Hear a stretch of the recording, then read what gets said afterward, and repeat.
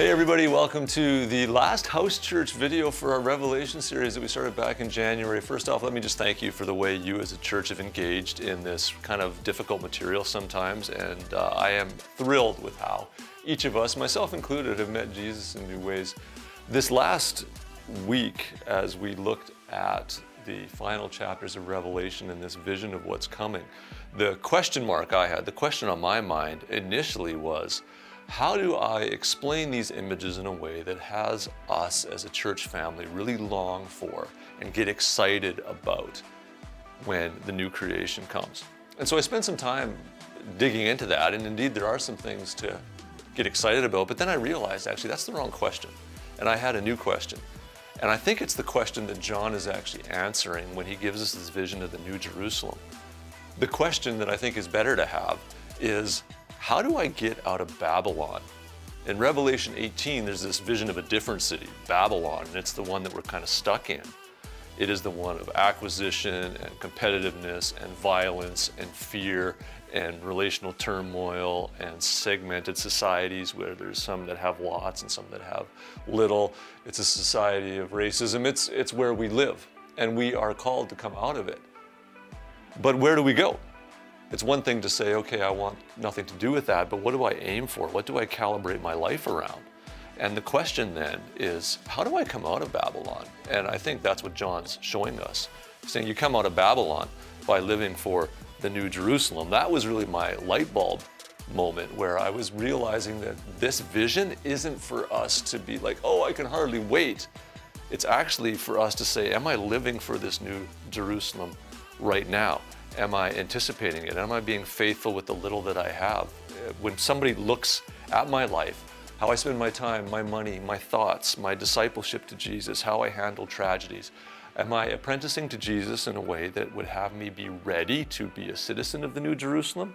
Will people be surprised that I'm living for a city that isn't yet here? My light bulb was all about this vision given to us is not so we can say, oh, I can hardly wait, but rather so that we can say, oh, that's what I'm living for.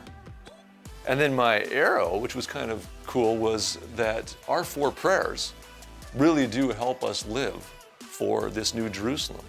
And I was astounded, actually, and I continuously am astounded by the depth of these 4 prayers. When our board discerned them a few years ago, I mean, maybe I should have known. We took a long time to discern these, and we prayed a lot for God to give our church something that wouldn't change over time, things for us to live for and pursue and pray for that would never change. And He gave us these 4 things: that we would plant churches in rural hubs, that we would have a church on a Sunday morning that matched the demographic of our city, that would be communities of one-touch healing, and that we would contribute to award-winning towns. All 4 of those dreams, as it turns out, are part of the New Jerusalem. So it's not just that God gave us these terms and these ideas that help us be a church on mission. He actually gave us things that if we lean into them, they train us so that we're actually ready to reign with Him in the new creation. They are actually things that if we give our lives to, we are overcomers who inherit the New Jerusalem.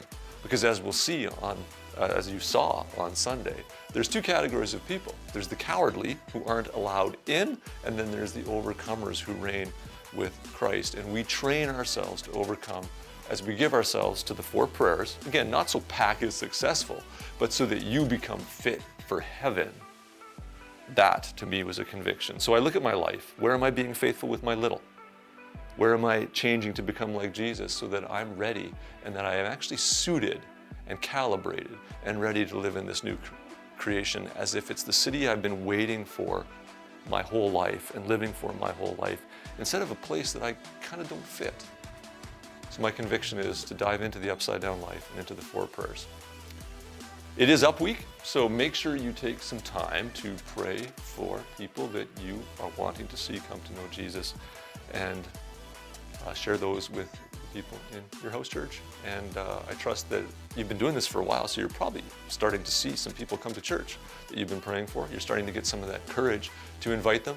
But if you haven't invited them, if all you've done is pray for them for like the last 6 months, maybe in your house church, push each other a little harder.